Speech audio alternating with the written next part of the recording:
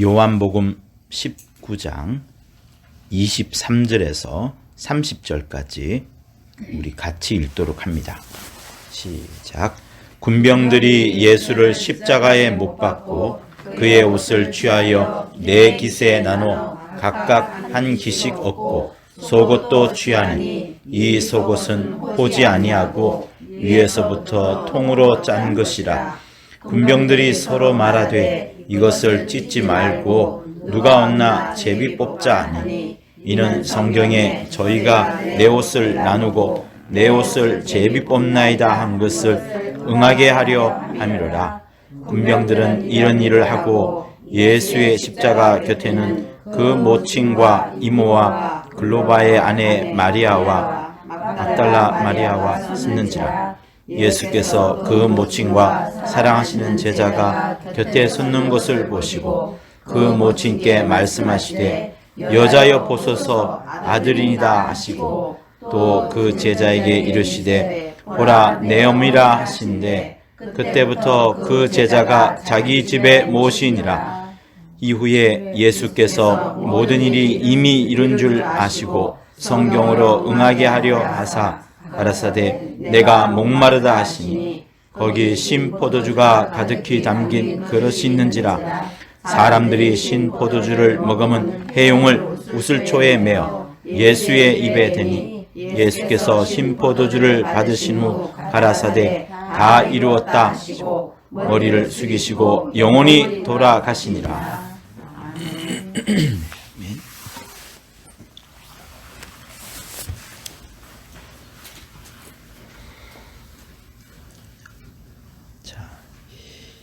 이 장면에 여러 사람들이 지금 있을 겁니다. 그렇죠? 골고다 언덕에 세 개의 십자가가 세워져 있을 것이고 그 주위에 여러 사람들이 있을 겁니다.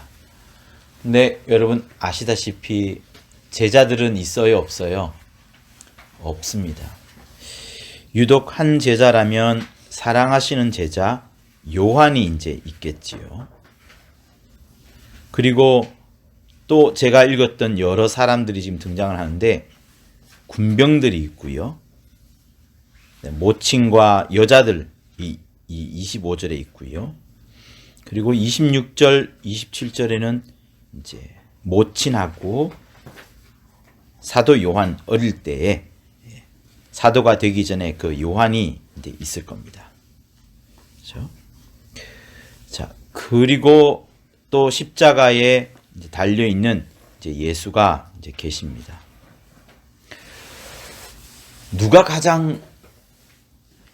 십자가에 가장 가까이 있는 자가 누구겠어요? 응? 어머니. 네, 또요. 이모. 네. 요한이 바로 옆에 있으니까 요한도 가까울 수 있겠죠. 한 번 생각해 보세요. 그냥 여자의 아들이다. 그것만 떠오르네. 아, 그래요? 네. 여자의 아들입니다. 네. 그 사람들이 사형장에 있잖아요. 사형을 할 때 사람들이 주변에 이제 둘러볼 수는 있겠어요. 그죠? 근데 사형을 실제로 실행하는 사람은 누구예요? 사형수잖아요. 그럼 십자가에서 제일 가까이 있는 사람은 사실은 누구겠어요? 네. 지금 군병들인 거예요. 저는 이번에 그 성경 통독을 하면서 그게 제 안에 깊숙이 확 들어왔습니다. 십자가에 가장 가까이 있는 사람은 군병들이라는 점, 그것이 저한테 깊숙이 다가왔어요.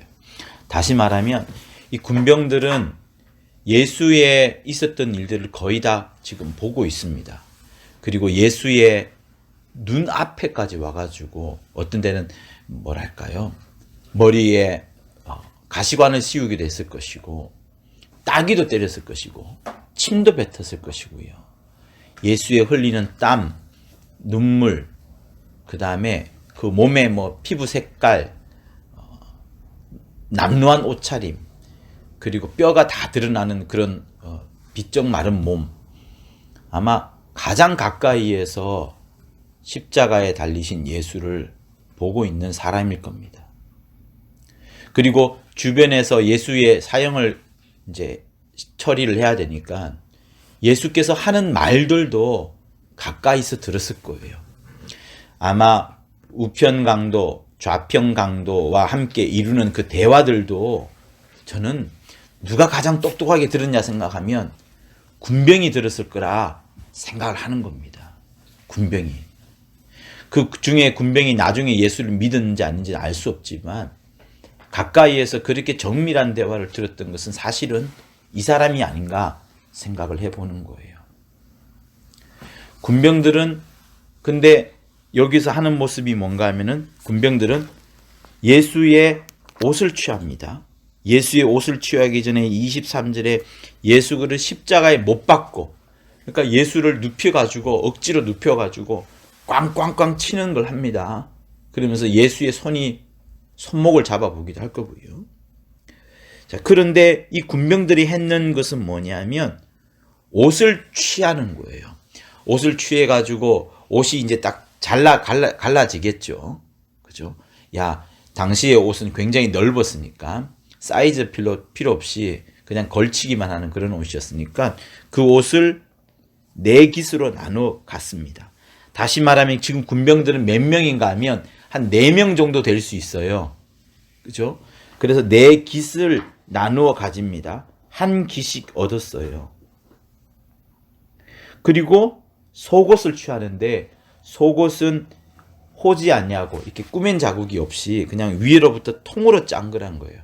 그래서 줄 하나를 뿅 당기면 그냥 다 풀어지는 줄만 남게 되니까 이 속옷은 그러면 통으로 이제 가져가야 될 수밖에 없습니다.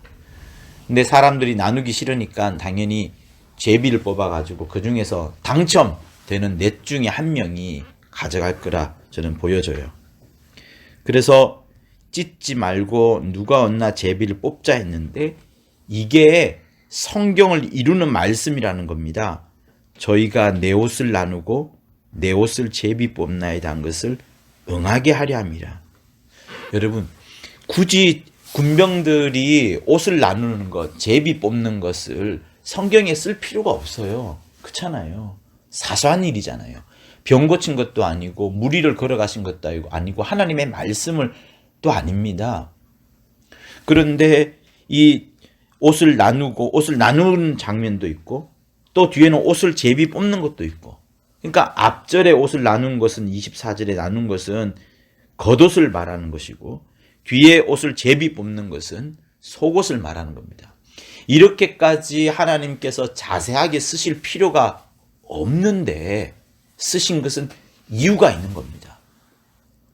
저는 이것이 여러분들 올 한 해의 사역과 함께 우리에게 어떤 마음으로 2020년을 시작해야 되는가에 대한 중요한 가르침이라 생각을 하고 아껴두었다가 지금 우리 이목장에 설교를 하는 거예요. 왜 이 말씀을 집어넣어서 가는 겁니다. 그거는 뭐냐면 예전에 우리가 시몬의 설교를 약간 응용할 수도 있는 것 같기도 한데요. 가장 가까이에서 예수의 모든 하는 말들, 그리고 못 받기도 했었고 예수의 고뇌에 찬 목소리들 다 듣습니다. 지금 가장 가까이에서 예수를 보는 거예요. 얼마나 신비로운 사람이겠습니까? 얼마나 신비로운 자였습니까? 얼마나 놀라운 말을 많이 했습니까? 그런데 그 가까이에서 예수를 직접 지금 보고 있는 거예요. 못자국을 찌를 때에 그 손바닥에서 혹은 손목에서 피가 흐르는 모습을 그들이 직접 볼 겁니다. 어떤 피인지도 볼 거고요. 그죠? 그런데 이 사람들이 정작 했던 것은 뭐냐면 물건을 나누는 겁니다. 그리고 물건을 제비 뽑는 겁니다. 즉 다시 말하면 예수께서 이런 위대한 일을 감당하고 있음에도 불구하고 세상에 있는 모든 죄를 짊어지고 가는 이런 엄청나게 위대한 일, 하나님 아버지께서 맡겨두신 일, 그리고 온 인류가 아무리 해도 해결할 수 없는 그 죄의 큰 무게를 지금 짊어지고 가는 그 현장에서 군병들의 하는 짓은 뭐냐면 물건을 나누는 것밖에 되지 않습니다. 아니면은 그 물건을 제비 뽑아가지고 막 히히덕거리면서 당첨되면 와 좋아하겠죠. 그러니까 이 군병들은 누구를 말하느냐? 세상 사람들을 말하는 거예요, 여러분. 세상에 있는 사람들은 우리가 아무리 진리를 이야기를 하고 복된 소식을 전하더라도 듣지 않는 사람은 듣지 않습니다. 그들의 꿈은 무엇이냐? 그들의 소망은 무엇이냐? 하늘나라에 있지 않아요. 세상 죄를 짊어지고 가는 예수에게 있지 않습니다. 십자가에서 고통 중에 있는 자를 향하여서도 마음이 슬퍼할 법을 한데, 그죠? 슬퍼하는 것도 없이 그냥 지금 그때라도 막 당장 이 예수께서 돌아가시는 바로 그 현장에서도 어찌하면 한 물건이라도 더 얻을까? 어찌하면 한 거라도 더 가져갈까? 그래서 사이좋게 나누기도 하겠지만 속옷 같은 경우에는 통째로 가져가야 되는 일확천금을 누리는 그런 일을 하고 있습니다. 성도 여러분, 우리가 신앙생활 할 때에도 세상 사람들은 예수의 죽음에 대한 소식, 십자가에서의 죽음에 대해서 이렇게 봅니다. 아무리 좋은 일이 일어난다 하더라도, 이적과 기사가 일어난다 하더라도 세상 사람들의 관심은 오직 하나, 죽어가는 저 사람의 물건이라도 빼앗아 가려는 그것. 공짜잖아요. 그죠? 사실은 가족 거지만. 근데 군병들은 그거 신경 안 씁니다. 먼저 가져가는 사람, 제비를 뽑아서 탈취하는 사람이 주인인 겁니다. 여기에 관심밖에 없는 거예요. 그러면 여러분, 우리도 마찬가지입니다. 우리도 세상에 관심을 가지게 되면 주 예수의 아무리 놀라운 말씀을 한다 하더라도, 또 하나님의 의도에 깊은 것을 듣는다 할지라도, 말씀으로 돌아가자는 그 시리즈 속에 위대한 것을 듣는다 할지라도요, 세상에 관심을 가지는 순간 그런 것들에 대해서는 전혀 관심이 없습니다. 하나님의 뜻을 이루어가는 그 주님의 모습에 대해서는 관심을 가질 수가 없게 되고, 그저 우리의 관심은 물건을 가져가는 것, 물건을 얻는 것, 이거에 속할 수가 있습니다. 그래서 예수 믿는 사람들이 정말로 깨어서 하나님의 말씀을 듣지 않으면, 성령으로 충만하지 않으면은 똑같은 이 모양이 생기기 때문에 일부러 구약 때에도 이 말씀을 집어넣었고, 예수께서 실제로 이 말씀을 이루어가는 모습을 요한복음은 잘 기록을 하고 있는 겁니다. 요한 외에 이렇게 영감 있게 쓰는 자가 없었어요. 자, 그의 반면에 군병들이 나오죠. 자, 그 다음에 또 다른 사람들이 나옵니다. 예수보다, 군병들보다도 조금 더 멀리 떨어져 있는 사람이 누군가 하면 그 모친, 예수의 모친이죠. 그리고 예수의 이모, 혹은 모친의 이모, 또 글로바의 아내 마리아, 그리고 막달라 마리아, 하나, 둘, 셋, 네 명의 여자가 또 있습니다. 그죠? 이 네 명의 여자도 뭘 한 것 같지만 사실상 별로 한 거 없는 것 같은데, 우리가 대비점을 통해서 이 여인들이 한 것을 볼 수 있습니다. 다시 말하면 예수의 제자들은 다 도망을 갔어요. 그리고 예수님으로부터 이적을 맛보고 병을 고치고 오병이어를 경험했던 수많은 사람들도 여러분 주위에서 예수를 도와주지 않습니다. 십자가에 달려 죽는 예수님의 모습에 대해서 별 반응을 하고 있지 않아요. 그러나 당시의 여자들은 말이죠, 사회적인 활동을 하기가 굉장히 제약이 많았습니다. 함부로 다닐 수가 없었어요. 그런데 여기는 어떤 곳입니까? 사형의 형장이잖아요. 사형이 일어나는 곳이기 때문에 웬만하면 가지 않아야 되는 게 맞습니다. 근데 이 사람들은 목숨이 어떻게 되는 것을 떠나서 자기들에게 은혜를 베풀어 주었던, 하늘의 소식을 알려주었던, 정말 큰 사랑을 보여준 예수님의 마지막 모습이라도 보려고 자기의 목숨을 뒤로 하고 지금 이 자리에 나온 겁니다. 그러니까 25절에 나오는 이 여인들은 또한 나름대로의 훌륭한 사명을 감당하는 거예요. 당장의 예수의 죽음을 막을 수는 없지만 주의 가까이 가서 하는 것 아니겠습니까? 여러분, 성도들이 오지 말라고 해도 우리 목사님의 재판 때 여러분 얼마나 많은 사람들이 옵니까? 여러분 아시죠? 저쪽에는 아무도 오지 않습니다. 우리 성도도 오지 말라고 해도 막 꽉꽉 찹니다. 그뿐이겠어요. 교회 사택을 지킨다고 하면 성도들이 오지 말라 그래도 어떤 사람들은 멀리서까지 오기도 하고, 또 우리가 잘 알고 있는 민원진 자매의 또 어머님 같은 경우에는 막 자식이 그렇게 병중에서 어려운 중에 있음에도 불구하고 이 교회 지키려고 그렇게 옵니다. 그 마음들이, 여러분, 저는 이 성경에 나오는 4명의 여인처럼 여러분들도 2000년 전에 예수의 모습을 보았다 그러면 아마 여러분들도 전부 다 한 명도 빠짐없이 십자가 앞에 가서 주님의 그 마지막 모습을 끝까지 보려고 할 겁니다. 그만큼 어때요? 이 여인들은 예수님을 사랑하는 모습, 예수님을 끝까지 지키려 하는 모습, 마지막 한마디 말씀이라도 들을 모습, 부활에 대한 것은 희미하게 지금 남아있지만 어쨌든 주님과 함께하는 이 모습을 이 사람들이 보여주고 있는 겁니다. 그러니 군병들의 모습 한번 보세요. 그리고 두 번째는 여인들의 모습 한번 보시고요.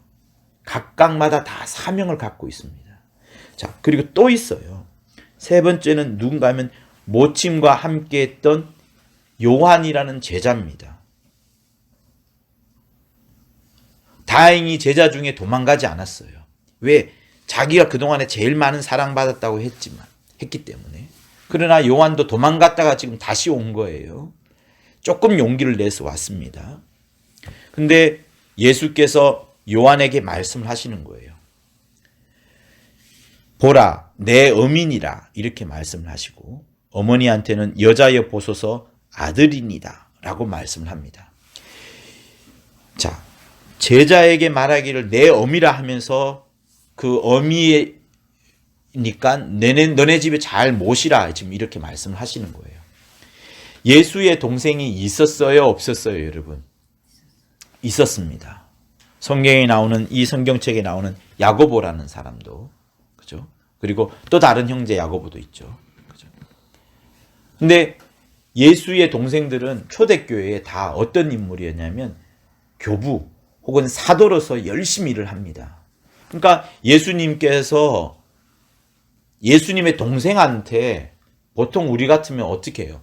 동생한테 엄마를 맡기잖아요. 그죠? 왜 다른 사람한테 맡깁니까? 근데 지금 예수는 요한한테 자기의 어머니의 삶에 대해서, 나머지 인생에 대해서 지금 맡기는 겁니다. 동생한테 맡길 수 있음에도 불구하고, 동생들한테 맡길 수 있음에도 불구하고 제자인 요한한테 맡깁니다. 왜 그랬을까? 그것도 우리에게 굉장한 것을 가르쳐 줍니다. 우리는 두 가지를 알 수가 있을 거예요. 예수의 동생들은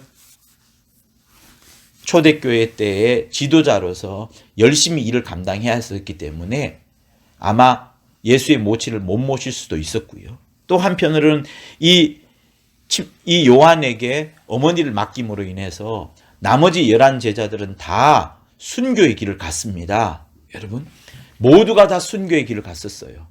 근데 이 요한만큼은 어머니를 모시고 있었기 때문에 순교의 길을 가지 않고 오랫동안에 살았습니다. 나머지 제자들의 성경책은 기록되어 있지 않아요, 여러분. 그러나 많지는 않습니다. 그러나 이 요한 같은 경우에는 지금 우리가 읽고 있는 요한 복음을 남겼고, 요한 1, 2, 3서를 남겼고요. 또 요한 계시록을 남길 만큼 정말 큰 것을 남겼습니다. 예수께서 요한에게 어머니를 맡기지 않았다 그러면 요한은 책임이 없으니까, 그죠? 어머니를 감당해야 할 책임이 없으니까 일찍 순교의 길에 들어갔을 겁니다. 근데 예수께서, 저 위대하신 하나님의 아들 예수께서 육신의 어머니였던 마리아를 자기한테 맡기니까 끝까지 어머님을 섬기기 위하여서 함부로 순교를 할 수가 없는 거예요. 자, 그랬더니 얼마나 놀라운 일이 생깁니까? 그게 뭐예요? 우리가 시므온을 통해서 잘 배운 바처럼 요한은 어머니로부터, 어머니가 갖고 있던 신앙의 대부분 것들을 배웁니다. 이 세상 중에 육체로서 예수께서 하나님의 아들이라는 사실을 알 자는 아무도 없습니다.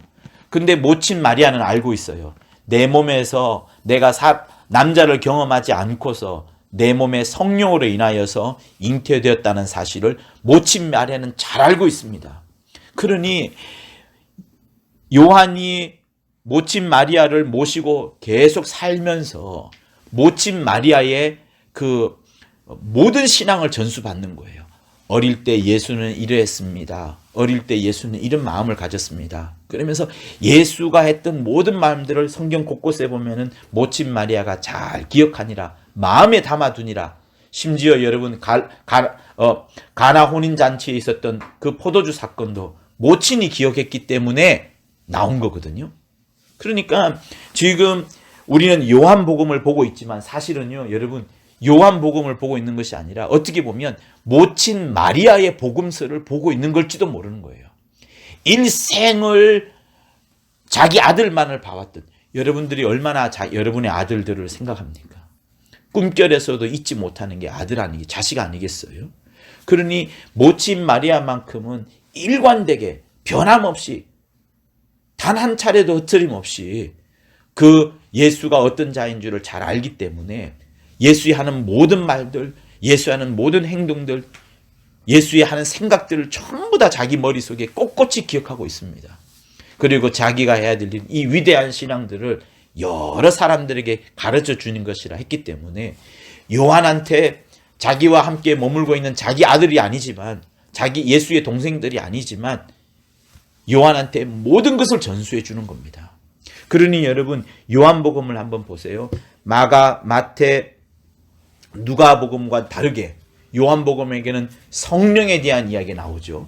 신령한 영적인 것에 대해서 굉장히 많이 나옵니다. 그리고 누구보다도 하늘나라에 대해서 많이 설명을 하고 있고요.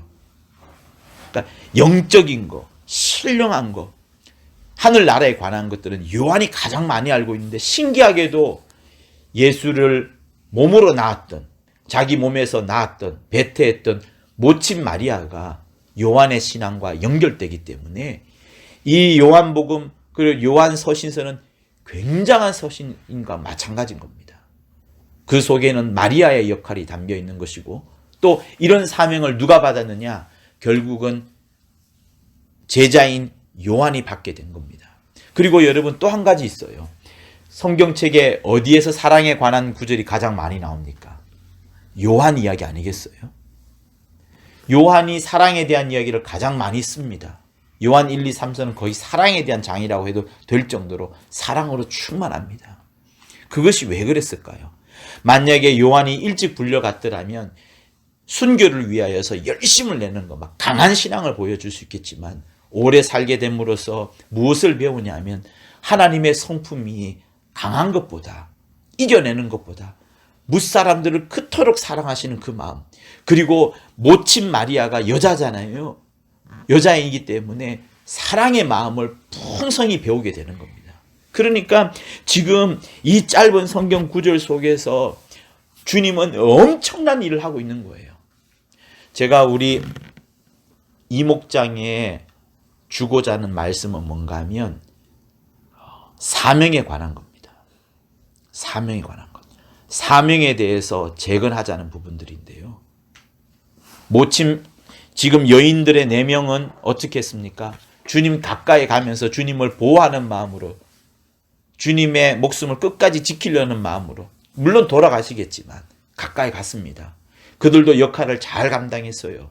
도망가지 않고 끝까지 기도했습니다. 주님의 마지막 모습을 보려는 그 사명을 갖고 가까이 갔었습니다. 반면에 제자 요한은 어떠했습니까? 끝까지 어머니를 모시면서 주께서 일부러 니네 집에 모친 마리아를 모시라 했을 때에는 거기에 사명이 있는 줄 알고, 또 이 요한이 그렇게 어머니를 모셨고, 모시다 보니까 요한복음이라는, 영적 복음이라는 신령한 것을 보게 된 겁니다. 그리고 사랑에 관해서 충만히 그가 잘 알게 된 것이죠. 그러니까 주님은 엄청난 일을 지금 하고 있는 거예요. 죽기 직전에까지 제자 요한에게 사명을 지금 가르쳐 주고 있습니다. 자, 그리고 또 마지막 하나가 더 있습니다. 여러분들 중에 제가 맨 처음에 시작할 때 십자가에 누가 가장 가까이 있었습니까? 라고 했을 때 여인들도 되고 모친도 되고 또 군병들이 또 되고, 또 저는 군병들이라 말했지만 사실은 십자가에 더 가까이 있는 사람이 있어요. 누구예요? 십자가에 달려있는 사람. 참 사람이신 주 예수께서 지금 가장 가까이 있습니다. 사랑하는 성도 여러분, 예수의 이 땅에 오신 목적은 무엇입니까? 병 고치는 걸까요?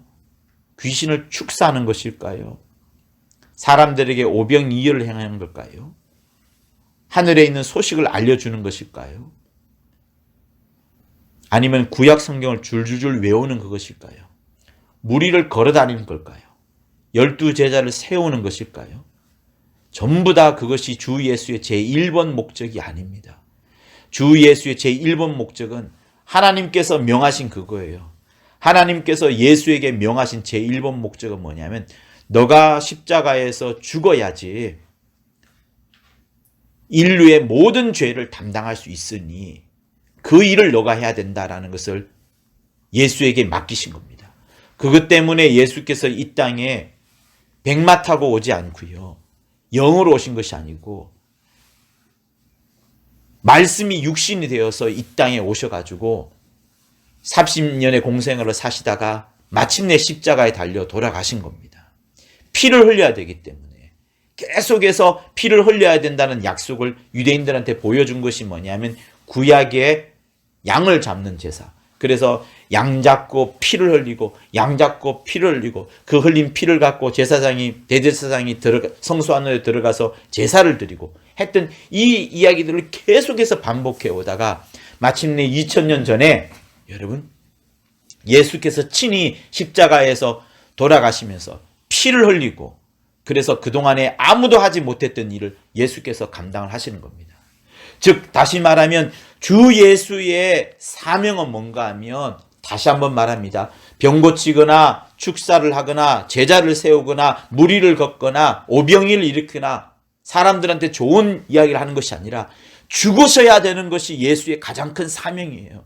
그것 없이는 기독교가 존재할 수가 없고 그것 없이는 우리가 신앙생활을 할 필요도 없고요. 그것 없이는 하늘나라에 갈 이유도 없습니다. 목적도 없고요. 주님께서 십자가에서 반드시 돌아가셔서 피를 흘려야 되는 그것이 주 예수께 매겨져 있는 최고의 사명인 겁니다. 그러니까 여러분 지금 28절과 29절과 30절에서 다 이루었다라고 말하기 직전까지의 주님의 모습은 무엇이냐? 주 예수의 사명을 지금 말씀해 주는 거예요. 성도 여러분, 그래서 저는 여러분들에게 부탁을 드립니다. 우리 교회가 재건하자는 지금 이름으로 하고 있잖아요. 재건하자는 이름으로 지금 2020년을 시작했습니다. 그러면 저는 우리 각각에 매겨져 있는 사람에게도 하나님의 꿈이 있는데 특별히 저는 여러분들이 우리 교회의 사명을 정말 알았으면 하는 겁니다. 우리 교회는 다른 교회와 다르게 독출하게 해야 되는 것이 있습니다. 그것은 뭐냐면 예수께서 십자가에 달려 돌아가심으로써 우리의 인류 죄를 담당한 모든 사람들이 감당할 수 없는 그 죄값을 그분이 담당한 것은 전 세계에 있는 모든 교회가 다 해야 되는 거예요. 기본적으로 해야 되는 겁니다. 그것 없으면 뭐가 돼요? 이단이 되는 거예요. 그런데 성락교에 매겨진 사명이 있습니다. 시므온을 세우고 김성현 목사님을 감독으로 세우고 또 우리 성도들 이렇게 계속해서 하나님이 불러 모아주시고 저렇게 큰 예배당을 갖도록 하시고 전 세계에 이렇게 하나님의 의도를 전하게 한 이유는 성락교회에 매겨진 사명이 있습니다. 그래서 성도 여러분, 여러분들이 함께 우리가 사명자로서 잊지 말아야 될 사실은 내가 예수 믿어서 구원함을 받아야지 그리고 천국 가야지 이 정도가 아니라 하나님께서 여러분들을 성락교회를 부르실 때에는 그리고 교회가 이렇게 힘들게 어려운 와중에 있지만 여러분들은 이곳에 있게 한 것은 끝까지 우리의 사명을 잊지 말아달라는 그 내용을 말하는 것인데 여러분 내일 주보의 송주감에 보면은 아마 우리 교회의 사명에 대해서 이제 전체 다는 아니지만 지면이 짧기 때문에 어느 정도 나와 있습니다. 그 중에 한 가지만 말씀을 드리면 그거예요. 우리는 주 예수께서 우리에게 보여주신 그 이적과 능력들에 대해서 전부 다 믿는 겁니다. 어느 일부분만 믿어서 구원함만 받는 것이 아니고 하나님의 소명을 끝까지 완수해 나가자. 예수께서 이 땅에 오셔서 피를 흘리시고 뿐만 아니라 귀신을 쫓아내고 병든 자를 살려내고 문둥병자를 고쳐내고 했던 것처럼 하나님의 말씀을 그대로 믿음으로써 하나님의 이적이 지금도 여전히 나타난다. 주 예수의 말씀의 현재성, 이것에 대해서 우리 교회에 맡겨진 사명 중에 하나인 겁니다. 그것이 주보에 나와 있거든요. 그래서 성도 여러분, 여러분들이 얼마나 중요한 일을 감당하는 교회에 와 있는지 정말 아셨으면 하는 거예요. 그리고 또 중요한 사명은 뭡니까? 우리 교회는 다른 교회보다도 영적인 일을 하는 교회입니다. 공교롭게도 요한복음에 나와 있고 요한서신 1, 2, 3서에 나와 있고 요한계시록에는 신령한 것에 많이 나와 있습니다. 성령의 역할, 성령의 일하심, 성령의 충만함, 그리고 성령이 우리 가운데서 하나님의 나라를 펼치실 때에 귀신이 떠나가는 역사들이 잔뜩 나옵니다. 그래서 성락교회가 정말 해야 될 일은 뭐냐면 다른 모든 교회가 영적인 일을 하지 않을 때 우리만큼은 신령한 일을 감당해야 된다는 것을 말씀을 합니다. 종교개혁, 500년 전에 종교개혁 때도 그렇고요.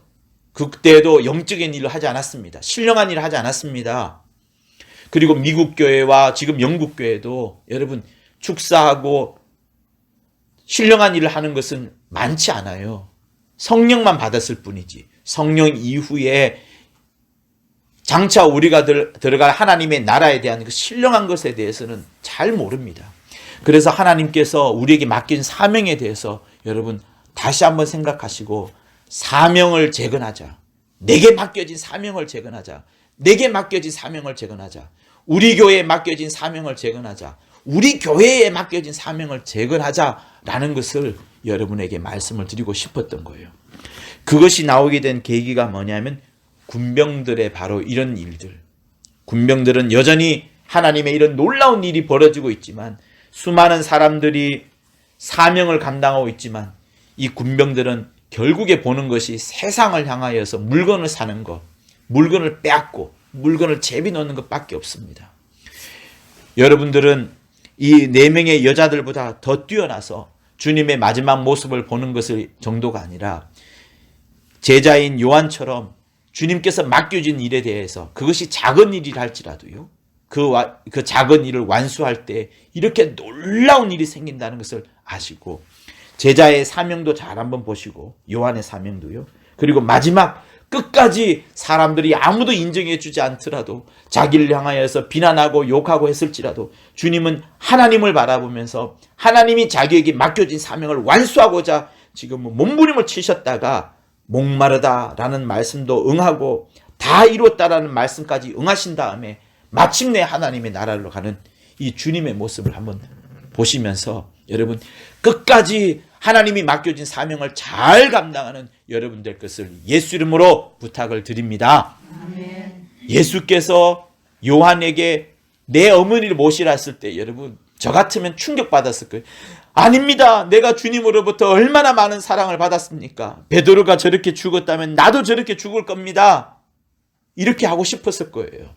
근데 주님이 보기에 제자가 보기에는 겨우 엄마 모시라고? 나한테 왜 이런 거 맡겼어? 나도 죽고 싶습니다, 주님. 순교하고 싶어요. 근데 겨우 엄마나 모시라고요? 밥 해드리고 이런 거 하라고요? 작은 직분이었습니다. 별 쓸모없는 직분이었을 거예요. 당시의 생각에는. 그런데 모시고 보니까 신령한 것을 배우게 되었고 모친 마리아로부터 예수의 어릴 적의 이야기를 다 듣게 되었고 정말 주님이 말씀이 육신이 되어서 왔구나 하는 것을 확실하게 깨달은 사람이 요한이었던 겁니다. 요한 말고는 말씀이 육신이 되어 오셨다는 사실, 그 하늘에 있는 아버지 품 안에 있던 그 신령한 분이 육체로 이 땅에 오셨다는 사실을 정확하게 아는 사람은 이 요한밖에 없는 거예요. 왜? 엄마 마리아를 계속해서 모셨기 때문에. 그래서요, 성도 여러분, 여러분에게 맡겨진 직분이 굉장히 작은 것이라 할지라도요, 그것을 하나님의 직분으로 알고 하나님이 내게 맡겨진 사명으로 안다 그러면 그때에는 하나님의 놀라운 일들이 점점점 흥황해가지고 여러분 안에서 열매를 맺게 되는 겁니다. 하나님이 처음부터 큰 직분을 주지 않아요. 큰 사명을 주지 않습니다. 작은 사명을 감당할 때 하나님이 놀라운 일을 펼쳐주는 겁니다. 여러분들과 함께 통독을 하면서 군병들의 모습을 보면서 정말 저는 위대한 사명을 여기서 네 개의 사명을 보게 되는 것이 정말 감사한데요. 여러분, 우리 이목장, 그리고 우리 성락교회, 그리고 우리 금천예배당, 정말 2020년을 시작하시면서 주께서 맡긴 사명을 잘 기억하였다가 이 사명을 끝까지 완수함으로써 주님을 기쁘게 여기는 사람, 세상은 이해하지 못한다 할지라도 주님을 기쁘게 여길 수 있는 귀한 여러분들 될 수 있을 것을 예수 이름으로 축원합니다. 할렐루야, 할렐루야. 자, 우리 주먹 쥐고 내 영혼아 사명을 감당하자, 이렇게 세 번 하도록 합니다. 시작. 내 영혼아 사명을 감당하자. 내 영혼아 사명을 감당하자. 내 영혼아 사명을 감당하자. 다시 한번. 내 영혼아 작은 것이라도, 지금은 뜻을 모르고, 지금은 꿈을 모르고, 지금은 계획을 모르고, 지금은 굉장히 작은 일처럼 보이는, 마치 어머니를 모시라는 이것처럼 작은 것이랄지라도 하나님께서 역사하시면 위대하고 놀라운 일이 펼쳐지는 겁니다. 그래서 다시 한번 기도할 때 내 영혼아 작은 일을 충성되이 감당하자. 내 영혼아 작은 일을 충성되이 감당하자. 이렇게 세 번 합니다. 시작. 내 영혼아 작은 일을 충성되이 감당하자. 내 영혼아 작은 일을 충성되이 감당하자. 내 영혼아 작은 일을 충성되이 감당하자. 자, 우리 예수 한번 하며 간절히 기도하도록 합니다. 예수여, 너를 아버지여 인도하여 주옵소서. 여러분, 우리가 읽었던 이 본문 속에 세 개의 하나님의 예언이 이루어졌습니다. 옷을 나누고 옷을 제비 뽑는 것 이루어졌어요. 목이 마르다 하는 것도 주님이 이루셨습니다. 목 마를 때까지 주님이 죽지 않으시는 겁니다. 참으셔야 되는 겁니다. 목이 마를 때까지 이것을 응하기 위하여서, 그리고 마침내 다 이루었다는 것도 이루시기 위하여서 이렇게 주님이 하신 겁니다. 여러분, 그러니 여러분, 우리가 무서워해야 돼요. 무엇을 무서워해야 되냐? 하나님은 당신의 말씀을, 당신의 약속을 하나도 변개치 않고 반드시 이루어 가십니다. 무서운 분이세요. 약속대로 전철처럼, 기찻길처럼 그대로 이루어 가십니다. 때와 기한은 우리가 알 수 없지만 그대로 이루어 가시는 거예요. 천국 간다. 상급이 있을 것이다. 너희들에게 신령한 은혜와 복이 있을 것이다. 하나님의 큰 칭찬이 있을 것이다. 반대로 심판이 있을 것이다. 먼저 된 자가 나중되고 나중된 자가 먼저 될 자가 많을 것이다. 주님이 하신 모든 말씀들은 반드시 이루어집니다. 그래서요, 여러분, 하루하루 나의 한마디 한마디, 시간들, 영혼들 앞에서 내가 어떻게 행동해야 되고 어떤 말을 해야 되는가 정말로 중요한 것이고, 우리의 마음가짐을 어떻게 방향을 접느냐에 따라서 한쪽으로는 망하기도 하고 한쪽으로는 흥왕하기도 하는 겁니다.